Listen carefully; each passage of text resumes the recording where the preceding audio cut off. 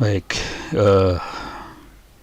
ini 3 hari 4 hari yang lalu ini saya dapat komentar ternyata dari teman lama ini, Bino Utomo. Ini teman lama banget. Kita pernah sama-sama berjuang membangun internet di awal-awal internet dari ITB ke Malang dan sebagainya. Sekarang beliau ada di Jogja. Beritanya sederhana aja sih, Bosch. Mohon bikin satu video pengantar tentang mengapa routing. Ternyata banyak banget yang bikin jaringan berbasis bridging. Memang bridging itu gampang sih, cuman performance jeblok. Bahkan belum lama ini saya nemu orang yang membangun wireless network full bridging satu kota. Padahal BTS-nya banyak untuk layanan hotspot dan sebagainya. Ini gila ini sebenarnya. Oke, mungkin saya harus kasih gambar bentukin lah pinta. Moga-moga nggak crash. Suka crash ini pinta ini, parah banget. Oke. Kalau kita punya banyak wireless, oke. Ini punya banyak wireless, ini wireless, ini wireless, ini wireless, ini jaringan LAN. Nih kita bikin ada LAN-nya, ada wireless segala macam. Ini ada LAN, ini ada LAN lagi di mana gitu ya. Ini wireless, ini klien nempel ke wireless ini. Saya bikin klien kecil-kecil lah. Ini kliennya kecil-kecil, nempel ke sini, nempel ke sini, nempel ke sini. Oke. Jadi ini nempel, nempel, ini nempel, ini nempel, ini nempel. Terus di sini nyambung ke LAN, nih nyambung ke LAN. Di sini ada yang nyambung ke LAN yang ini nyambung ke LAN yang ini nyambung ke LAN yang ini dan sebagainya. Oke. Bayangkan konsekuensi bridging itu apa?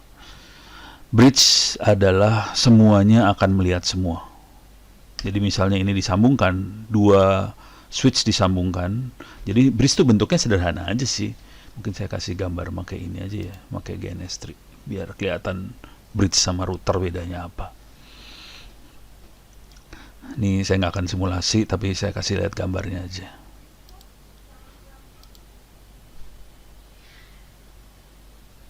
Mudah-mudahan jalan nih. Oke. Di sini ada switch. Ini pada dasarnya bridge, dan sini ada router. Oke, sekarang kita punya jaringan LAN beberapa biji, kita pasang switch. Switch. Switch. Switch. Switch. Oke. Dan ini kita sambungkan satu sama lain. Terus ini sambungin lagi. Saya sambungin lagi. Terus ini saya sambungin lagi. Ini sambungannya sembarangan aja sih. Portnya bisa mana aja. Dan ini berlaku buat WiFi. Kalau kita punya access point WiFi, ya gini. Artinya apa? Semua komputer yang di sini akan bisa dengar apa komunikasi yang ada di sini, akan bisa dengar komunikasi yang ada di sini, akan bisa dengar komunikasi di sini. Semuanya bisa dengar satu sama lain. Itu bridge. Ciri khas bridge itu. Jadi semua akan bisa dengar semua. Jadi semua yang tersambung dalam bridge bisa dengar satu sama lain. Akibatnya apa? Kalau yang ini transmit, ngirim data, di sini ngirim data juga, tabrakan semua nih urusannya nih. Jadi kalau di sini ada komputer, misalnya saya punya komputer ya. Di sini ada PC. Di sini ada PC. Oke. Di sini PC sambungin sini. Di sini saya sambungin juga ke sini. Artinya apa? Saya tambahin lagi lah PC-nya biar ada PC rada banyakan lah. Rada boros PC. Atau nggak dinyalain. Kalau nyalain baru puyeng kepala banyak. Oke. Jadi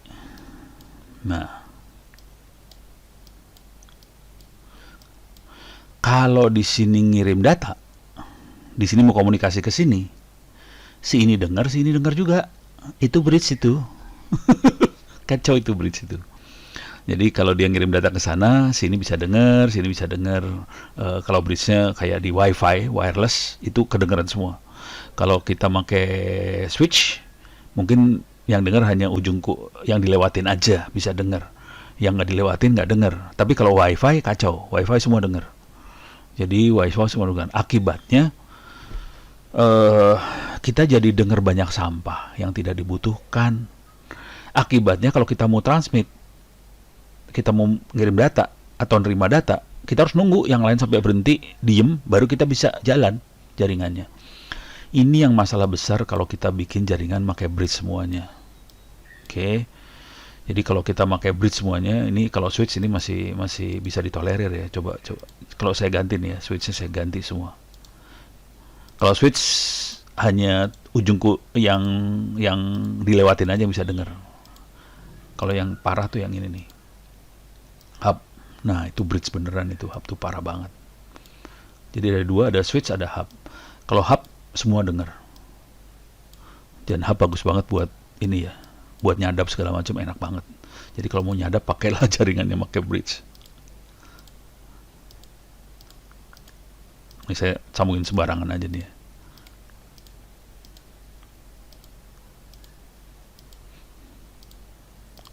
Nah kalau udah kayak gini, kedengeran semua. Ini kacau nih. Wait, sorry, salah colok. Ini kita colok ke yang nggak dipakai aja. Oke, ini colok lagi. Nah kalau udah kayak gini, semua dengar satu sama lain. Kalau tadi kita pakai switch, masih mending. Kalau dia sambungannya lewat dari sini ke sini ke sini ke sini, cuman ini yang rada budek. Yang ini masih bisa teriak. Jadi kondisinya seperti itu. Itu bridge itu. Nah, ini makanya Bino itu teriak. Kalau bisa ajarin nih kenapa kita perlu routing. Nah, kalau kita pakai routing itu kita ganti nih. Switchnya kita ganti semua. Ini ganti semua. Ganti semua. Ini kita ganti. Ini ganti. Oke. Misalnya kita pakai mikrotik, nggak bisa lagi, gitu cuma dua. Saya cuma ada 2 mikrotik nih sebenarnya. Saya pakai Cisco lah di sini, satu lagi Cisco.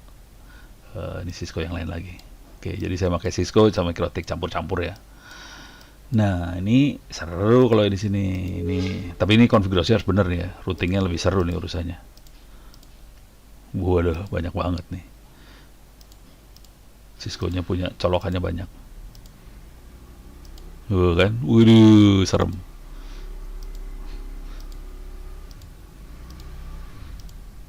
Ih, colokannya banyak banget Cisco-nya. Ganas.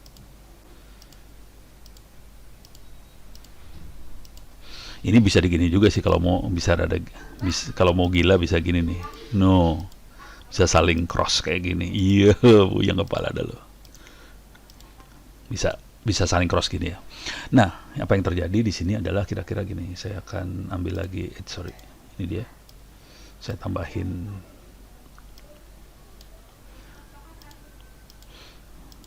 Jadi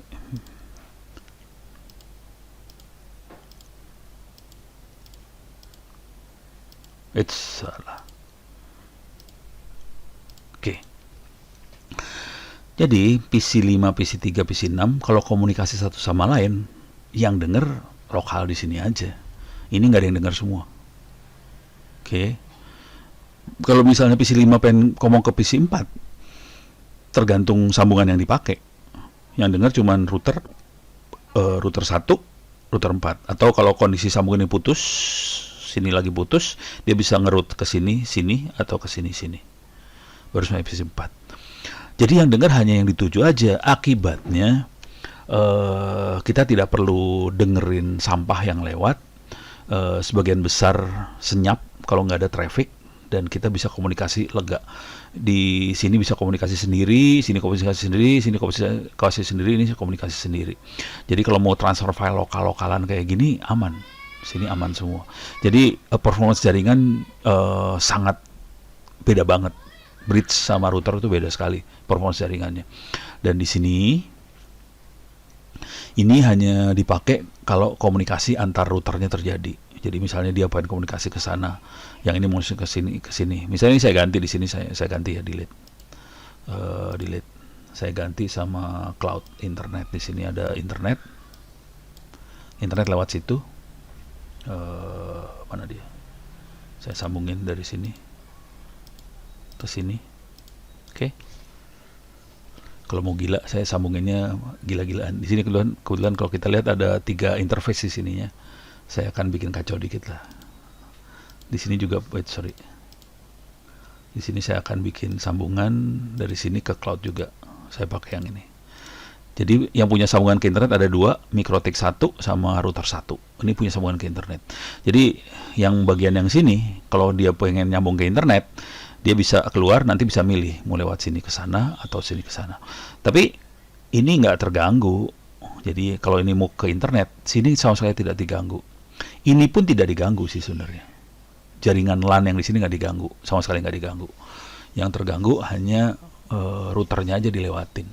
Tapi jaringan LAN-nya nggak masalah. Jadi kalau ekstrim kira-kira gini lah. Ini saya delete ya. Saya misalnya punya router tambahan lagi. Wah, biar seru.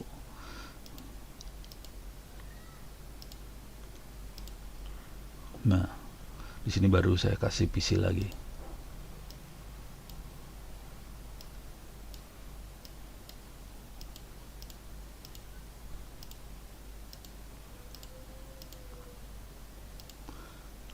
Seru kan, rumit nih jaringannya, seru banget. Kita bisa jalanin nih, komputer langsung hang. Komputernya kebanyakan. Jadi kalau kita mau komunikasi, misalnya ini mau ke internet, PC 2 mau ke internet, PC 2 akan masuk ke router 2, terus dia milih mau masuk ke router 1 atau mau masuk MikroTik 1. Oke, ke internet. Cuman yang ini, yang PC yang dalam router 3, terus yang di sini MikroTik 2 nggak terganggu sama sekali. Sama sekali nggak ada urusannya sama traffic yang di sini. Jadi beda sekali antara routing sama bridge. Performanya jauh banget sih. Sayangnya nggak banyak orang yang menguasai ilmu-ilmu seperti ini. Biasanya orang lapangan banget yang mau baca, yang menguasai ilmu sini. Bino termasuk orang yang otodidak, belajar sendiri, dan dia banyak jam terbang di lapangannya, makanya dia ngerti banget urusan satu ini. Cuman minumnya kuat banget nih Bino juga, parah. Semoga Bino bisa agak insaf karena Anda agak parah bagian satu itu. Oke. Mudah-mudahan bisa memberikan gambaran kenapa penting sekali kita melakukan routing. Kalau untuk jaringan sederhana di dalam rumah yang cuman komputernya ada 5 atau berapa, masih oke lah bridging. Tapi kalau udah satu RT, RW, apalagi satu kota, bridging itu keterlaluan banget. Itu parah banget. Udah gitu ada hotspot segala macam lagi di situ. Itu kacau banget. Jadi sangat tidak disarankan untuk melakukan bridging karena performance jaringan akan kolaps kalau gitu caranya. Oke. Ini saya buang semuanya. Delete semuanya. Ini tadi buat ini aja, buat gambarin aja, lebih enak pakai ini gambarnya gitu daripada pakai pinta. Oke. Mudah-mudahan bisa memberikan gambaran kenapa kita perlu banget untuk mengerti yang namanya bridging. Oke, terima kasih Bino untuk masukannya.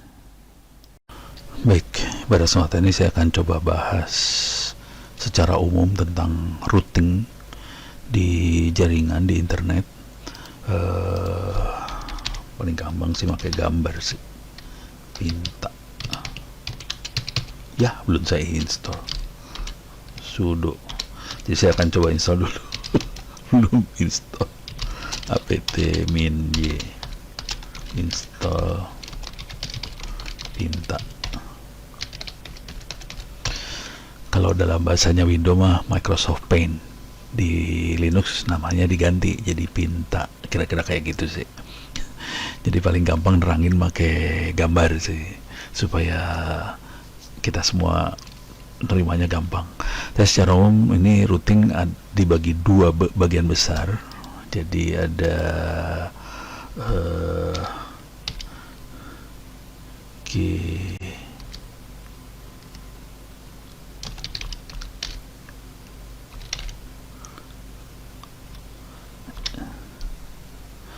ada yang interior gateway protocol, jadi routing dari dalam interior, ada yang eksterior.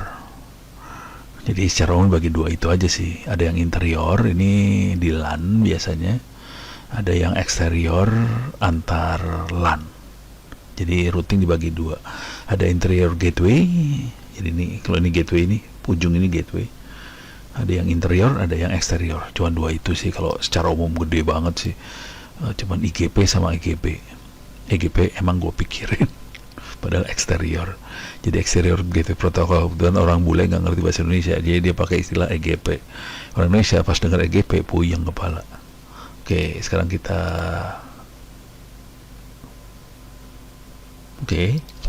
sekarang kita coba pintanya. Jadi routing dibagi dua. Coba kita kasih gambar dulu ya. Ini kita punya LAN, terus ini WAN. Di sini kita kenal namanya interior gateway protocol, dan di yang jarak jauh di WAN kita punya exterior gateway protocol. Di interior gateway protocol kita kenal salah satu yang paling bagus OSPF barangkali. Singkatan dari apa ya OSPF? saking kita OSPF, Open Shortest Path First. Jadi teknik routing yang mencari jalur yang paling pendek. Jadi jalur akan banyak. Kita punya banyak pilihan jalur dari satu komputer ke komputer lain, jalurnya banyak banget. Misalnya dari sini bisa lewat sini, bisa lurus, bisa kemana segala macam. Dia akan milih yang paling dekat duluan. Open shortest path first. Jadi salah satu yang bekennya adalah open shortest path first. Untuk di provider kita biasanya pakai BGP, Border Gateway Protocol. Yang paling kerasa banget antara OSPF dengan BGP adalah di BGP kita pakainya AS number. Ini teknik routingnya sekarang ya, AS number. Jadi yang dipertukarkan antar satu router dengan yang router lain bukan IP address, terutama yang dipertukarkan AS number. Di belakang saya ada AS number berapa, belakang saya ada AS number berapa. Jadi ini kita misalnya punya beberapa router. Kasih gambar ini lagi. Ini ada jaringan lagi, ada jaringan lagi. Nah, router-router ini, jaringan-jaringan ini oleh BGP dilihat sebagai sebuah AS number, sebuah autonomous system, AS autonomous system yang punya nomor AS number gitu. Dan ini IP-nya bisa beda. IP ini, IP jaringan ini, IP ini beda-beda IP-nya. Jadi AS number IP-nya bisa banyak banget di dalamnya, bisa seenak jidat. Ya jidat banget juga enggak sih. Jadi agak banyak lah routernya. Jadi tidak harus IP-nya satu rendengan doang. IP-nya bisa macam-macam. Misalnya yang ini 10, jangan 10 nggak bisa, itu private IP. Misalnya 202 berapa, yang ini IP versi 6, yang ini apa gitu. Jadi kita bisa masukin ke AS number itu, nanti kita bisa pertukarkan. Di lewat router saya bisa nyambung ke AS number berapa gitu. Jadi di sini ada router yang bisa nyambungin ke dua jaringan yang beda AS number itu. Kira-kira gitu gambar gedenya. Jadi ada interior gateway protocol, ada exterior gateway protocol, di sini OSPF, ini BGP. Ini yang gedenya yang ini. Kalau pada zaman dulu kala kita kalau jaringan yang kecil kita bisa pakai routing statik, cuman kalau mau yang gede sebaiknya udah pakai otomatis semua. Nah, ada beberapa varian dari teknik-teknik ini. Salah satu yang menarik yang buat dipakai adalah untuk wireless. Ini saya tulis di mana ya? Sini misalnya. OLSR. Ini menarik buat wifi. Cuman ini WLSR gila banget, kayak di Berlin itu satu kota disambungin pakai WLSR. WLSR ini jaringan protokol routing untuk wireless, sifatnya mesh, satu sama wifi satu dengan wifi yang lain bisa nyambung satu sama lain. Dan dia bisa ngukur sambungan kemana yang bagus, sambungan kemana bagus. Bagus dalam arti sinyalnya bagus nggak kalau dia lewat sini. Sini kondisinya overload nggak. Kalau dia overload dia pindah otomatis. Gitu. Ini WLSR ini yang keren banget sih. Ini salah satu yang favorit saya yang lain. WLSR lawannya WLSR adalah Batman. Sama. Ini Batman dikembangin sama anak-anak di Berlin. WLSR Eropa juga sih. Ini orang Eropa nih, dua gila ini Eropa nih. Yang banyaknya Amerika nggak terlalu. Oke. Jadi kita bisa lihat routingnya kayak gini. Sekarang ilmunya ada di mana? Ilmunya ada di wiki saya. Paling gampang masuk ke TCP IP Advanced Routing. Oke, cuman ini belum saya terjemahin ini. Jadi routing secara umum ada yang static. Static routing itu apa? Di sini terangin static routing adalah apa. Perintahnya root kayak gini. Kalau static kita fix aja ya, tidak dirubah-rubah sambungan kemana lewat mana, kira-kira gitu aja kalau static. Oke. Nah, OSPF dan BGP diterangkan di sini dua. OSPF cuman masih bahasa Inggris, ini belum sempat diterjemahin. Parah, belum ada waktu. Ternyata waktu itu sempit ya. Anda bisa baca-baca di sini pakai Google apa sih namanya? Pakai Google Translate aja bacanya. Jadi kita bisa lihat, dan dia di USB main area. Jadi area 000 ini 100 tuh buat area satunya, misalnya 000 biasanya backbone. Jadi kalau di dalam bangunan, antar bangunannya backbone-nya 000. Ini backbone area ini dia backbone area. Backbone 000. Oke. Stop itu di paling belakang. Oke, jadi ntar banyak istilah-istilah seperti itu. Tapi konfigurasinya nggak susah sih, lumayan gampang. Yang satu lagi BGP, sama juga konfigurasinya nggak susah. Cuman dia mempertukarkan ini nih, autonomous system number. Jadi kita kalau main GP harus request nomor, AS number, request dulu ke internet supaya dapat number berapa, udah gitu kita boleh baru jalan dari situ. Masih bahasa Inggris juga. Ini seru kalau silakan dibaca-baca di sini.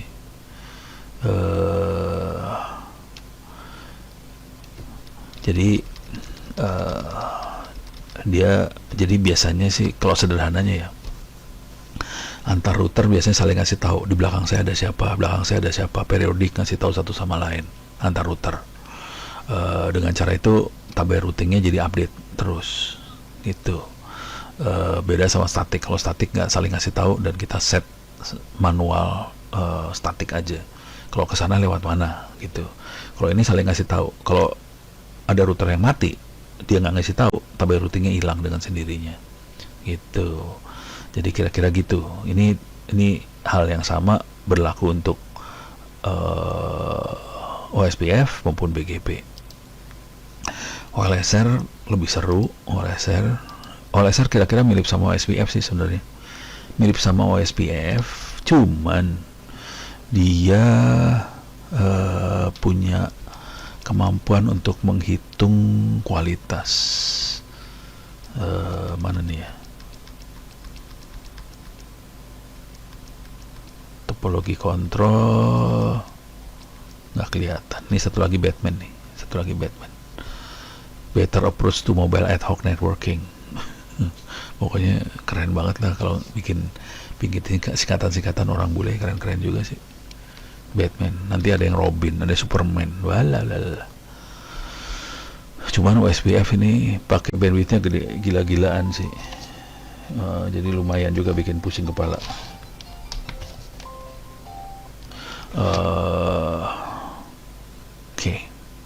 Jadi kira-kira itu gambaran secara umumnya, garis besarnya. Ada 3 routing ini, dan kalau kita mau ngelihat contoh-contohnya, di sini ada contoh-contohnya. Tolong perhatikan di sini di advanced routing. Ini ada contohnya di pakai GNS3, OpenWRT, FiOS, Quagga, MikroTik, Cisco, Juniper, Bird. Bird itu mirip dengan Juniper sih, tapi open source. Kalau Juniper kan proprietary, ini open source-nya. Kita bisa jalankan Bird ini di OpenWRT gitu. Oke, mudah-mudahan bisa ngasih gambaran. Ini kita buka sembarang dulu ya, MikroTik. Kita masuk ke MikroTik. Ini MikroTik yang ada catatannya. Nah, ini routing static di atas. Ini routing OSPF, di sini BGP. Di catatannya udah ada sih security-nya seperti apa. Kalau mau lebih advance lagi, kita bisa masuk ke sini, IP versi 6 advanced routing. Ini advanced routing yang IP versi 6 ya.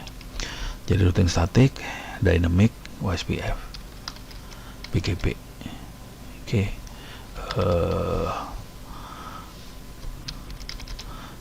Misalnya OSPF, di sini nanti ini masih versi 4. Ini versi 4.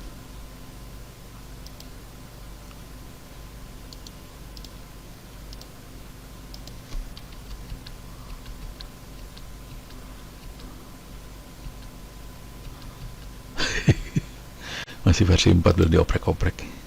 Belum sempet dioprek-oprek. Oh, ini versi 6 nih biasanya. Ini versi 6 kan. OSPF v3 ini versi 6. Jadi kita bisa ngeset IP address-nya versi 6. Ini kalau kita lihat, ini perintahnya Cisco. Oke. Tapi sama aja sih, mau Cisco, MikroTik apa segala macam, nggak beda jauh satu sama lain sih. Logikanya sama, cuman sintaksnya aja beda-beda. Dan nanti banyaknya mainnya copy paste. Kalau mau lebih enak, di sini ada ininya sih. Nah, ini versi 6 Quagga, MikroTik, Cisco. Misalnya mainan Cisco, saya udah siapkan sih. Nih, cara enable versi 6, set versi 6 IP address. Nih, kalau routing static gimana, DHCP gimana, terus OSPF versi 6-nya gimana supaya distribusikan IP address-nya. Perhatikan dia bisa distribusi 2 sekaligus nih ya, versi 6 dan versi 4 bisa didistribusikan pakai protokol yang sama. BGP juga kita bisa lihat di sini contohnya. Ini masih MikroTik semua. Setting BGP-nya kita bisa lihat di sini gitu. Jadi, tapi jujur settingnya nggak sesusah teorinya lebih susah. Jadi lebih gampang kalau belajar langsung ke contoh-contoh. Untuk simulasinya kita bisa pakai simulatornya, pakai GNS3 langsung. Dan orang yang ngerti teknik-teknik seperti ini di Indonesia jarang banget sih, dan dicari, terutama sama provider nyari sih. Corporate juga banyak nyari sih sebetulnya, cuman mereka kadang-kadang nganggap remeh orang jaringan aja sih. Padahal kalau jaringannya kagak jalan baru teriak pada wah ini gitu. Oke, mudah-mudahan bisa memberikan gambaran secara umum belajarnya dari mana. Saran sih, teorinya jangan usah terlalu baca dalam-dalam, sambil jalan aja dibacanya, langsung praktek. Kalau nggak ngerti baca teori, balik lagi praktek gitu. Jangan dibaca teori baru praktek, wah nggak selesai. Mendingan dipraktekin, terus kalau macet dikit baca gitu tekniknya. Oke, demikian, mudah-mudahan bisa memberikan gambaran tentang secara umum tentang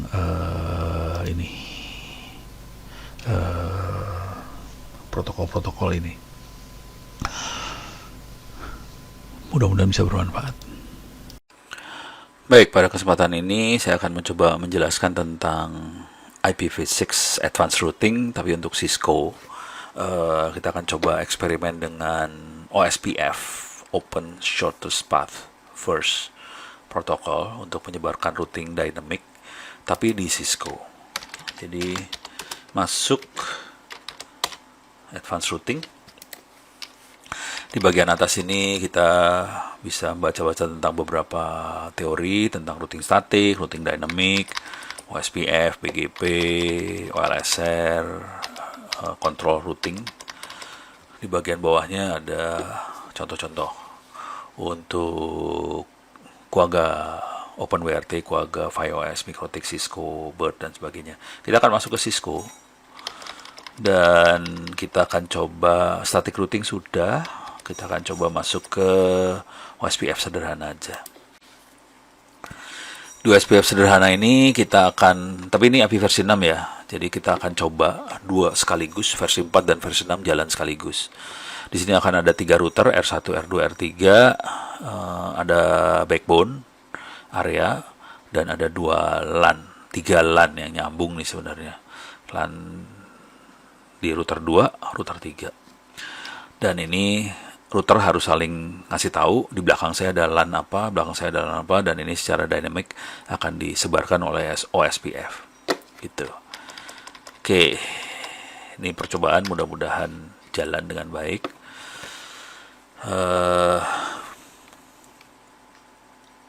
Ini nomor GNS3 dengan nomor Cisco-nya mungkin bisa beda nih. Seru nih urusannya. Kita akan coba dulu. Pasang dulu router Cisco-nya. Oke. Ada Cisco 72 ini router 1. Oke. Router 2. Router 3. Jadi saya punya 3 router. Oke. Sekarang saya akan sambungkan. Saya nyontek di sini ya. Sorry, salah. Ini Ethernet 1. Saya sambungkan ke Ethernet 1 di router 3. Ethernet 2 sambungkan Ethernet 1 router 2. Oke, saya butuh NAT.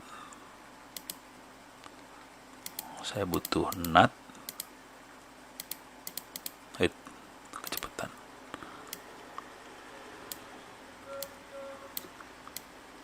Oke. Ethernet 3 masuk ke NAT. Oke. Kita lihat router 2 sekarang. Ethernet 1 sudah salah, ini router 1. Ini salah nih.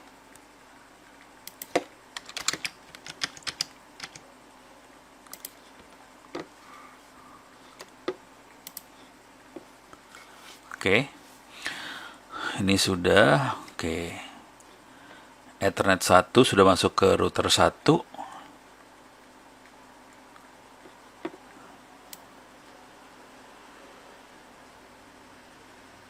Gimana sih? Ethernet 2 masukin di sini. Ethernet 2. Oke.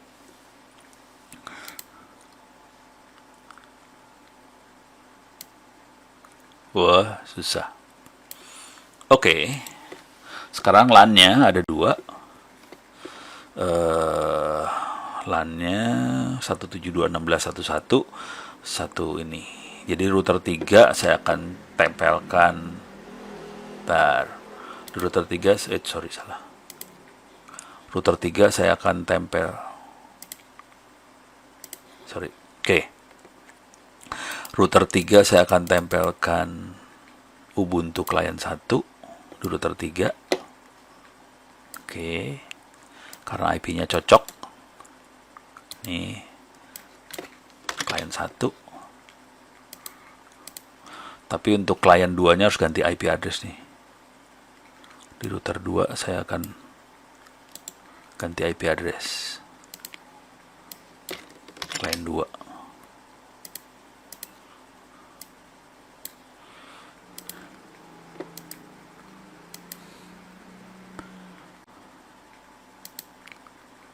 Oke.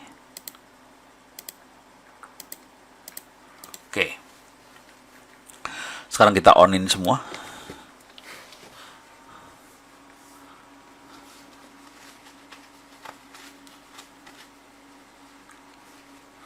Ini salah nih. Ini salah. E2. Salah juga tetap. Isinya E2 ya.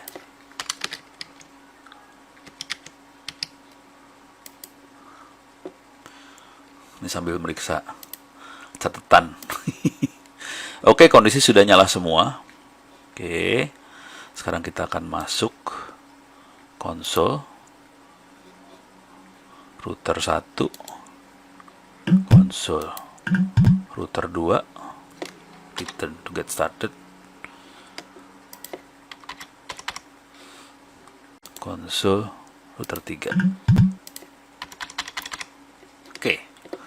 Saya masuk konsol-konsol itu dan saya akan sambungkan. Jadi ini kita konfigurasi router 1 10.10.11 dan dia punya juga IP versi 6 10.10.11 juga. Coba kita lihat di gambarnya 10.10.1 sekian di router 1. Versi 6 nya juga ada. Terus Ethernet 1-nya ya. Ethernet 1, Ethernet 2 10.10.15 10.10.51. Ini semuanya area 0 semua. Oke. 10.1.5 ini yang masuk ke router 2. Ini masuk ke router 2 yang ini. Ini masuk ke router 2. Oke. Dan ini masuk ke NAT.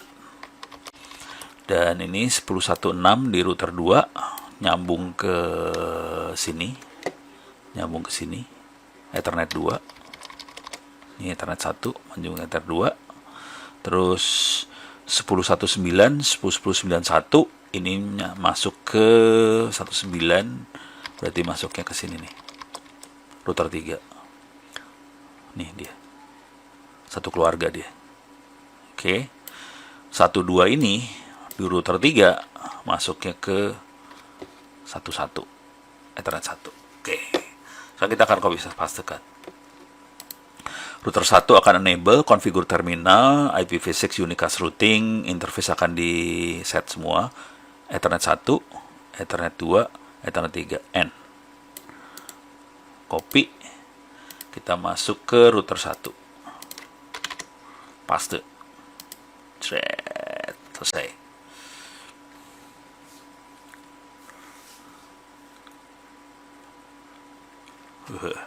Protes dia. OSPF 3 should not pick a router ID. Please configure manually. OSPF-nya belum di set. Oke. Terus router 2 kita set juga di sini. Enable IPv6 unicast routing, Ethernet 1 kita set, Ethernet 2, Ethernet 3 kita set. Klik kanan copy. Router 2. Ini dia router 2. Paste. Oke. Router 3 kita akan konfigurasi juga. Unicast routing, Ethernet 1, Ethernet 2, Ethernet 3. Router 3. Jadi semuanya sudah dikonfigurasi nih sekarang. Ya, IP interface-nya. OSPF-nya belum. Sekarang OSPF-nya sendiri cukup sederhana. Di router 1 konfigur terminal lagi. Router 1 router ID-nya harus kita set untuk IP versi 6 dan kita kasih tahu. Jadi yang OSPF saja dia buat versi 4. Untuk versi 6-nya dia caranya gini, IPv6 router OSPF. Kalau router OSPF dia jadi versi 4. Kalau IPv6 router OSPF dia versi 6. Dan kita harus kasih tahu network yang akan di broadcast IP-nya berapa. Di sini area 0 range-nya 10.10.1 sekian-sekian. Ini untuk router 1. Masuk sini router 1. Oke. Kita akan lakukan juga untuk router 2. OSPF-nya 2. Networknya berapa? Ini versi 4-nya, versi 6-nya unicast routing, IPv6 router OSPF 2, router ID-nya harus kita kasih tahu dan kita kasih tahu range IP yang di broadcast di situ. Ini ada range LAN-nya versi 4. Masuk ke router 2. router 2, paste. Oke.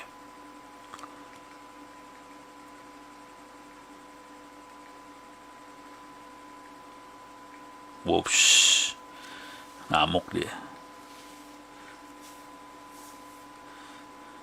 Clear.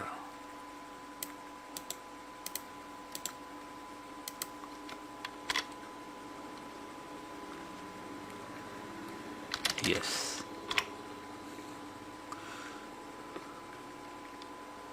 Oke, biarin jalan. Kita harus clear juga berarti router satunya.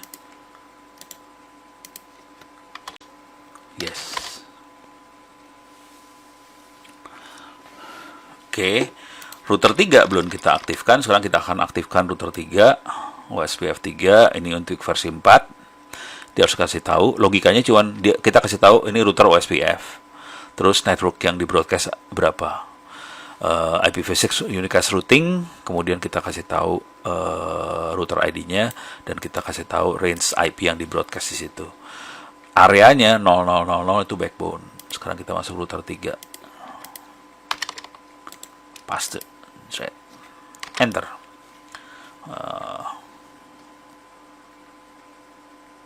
Oke. Beres. Ini nggak protes deh. Tumben kagak protes. Oke. Sekarang kita ngecek. Kalau mau ngecek paling enak sih routing dulu. IPv6 show IPv6 root. Tuh udah. Tabel routingnya ada nggak? Coba show IPv6 root. Terutama yang saya cari adalah 10 nggak menarik. Ini dia punya kelan dan dia punya kelan yang ini juga. Jadi ada 2 LAN ini bisa dihubungin semua nih. Ini LAN ini bisa dihubungin semua. Karena kita butuhnya LAN-nya sih sebenarnya. Oke, 2 LAN itu udah urusannya beres. Coba kita lihat lagi di router 2. Show. Sorry. Jadi show IPv6 root.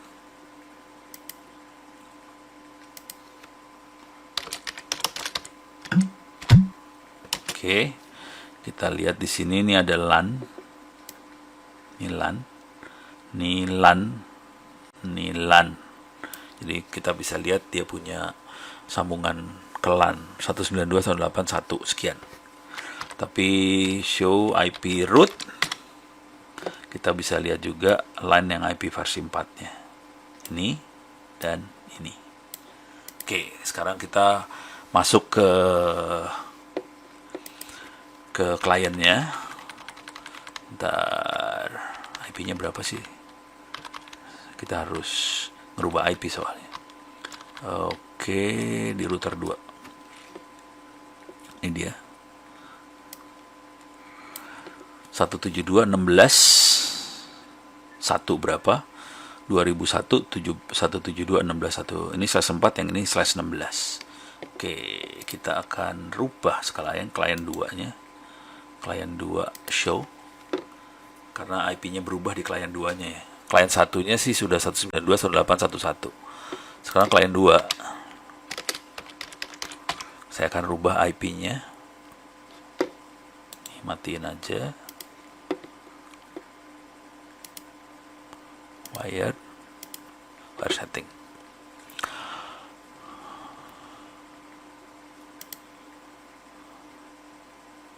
Oke, ini 192.168.2 sekian. Saya ganti. Bisa nggak begini ya? 172. Janganlah. Ini ya dibongkar. Biar pasti. 172.16.1 dia. Saya kasih 100. Dan di sini netmasknya 255.255.00. Dan di sini 172.16.1.1. Ini versi 4. Versi 6-nya 2001 172.16.1.1000. Dan di sininya 2001 172.16.1.1. Oke.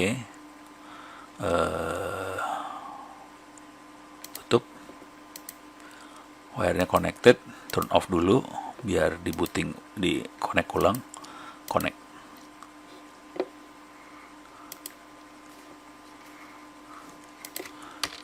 Coba if config, dia punya 2 IP, 172.16.100 dan 2001 172.16.1000. Coba ping 172.16 16 kebiasaan 16.11 bisa di ping. Coba yang versi 6 nya 2001 172.16.1 bisa di ping juga. Coba kita ke LAN yang sana 192.168.1.1 bisa di ping. Coba kita masuk ke komputer yang sebelah sana 1000 bisa di ping. Jadi sudah nyambung semua, komputer ke komputer bisa, LAN ke LAN semuanya nyambung semua, tidak ada masalah dan berhasil dengan baik dihubungkan menggunakan Cisco. Ini Cisco dengan 3 router tapi hanya satu area backbone aja. Di backbone ini ada beberapa LAN disambungkan. Kita tadi berhasil menyambungkan dari PC di LAN router 1 dan PC di router 3 bisa connect satu sama lain, tidak ada masalah, menggunakan Cisco. Semoga memberikan gambaran.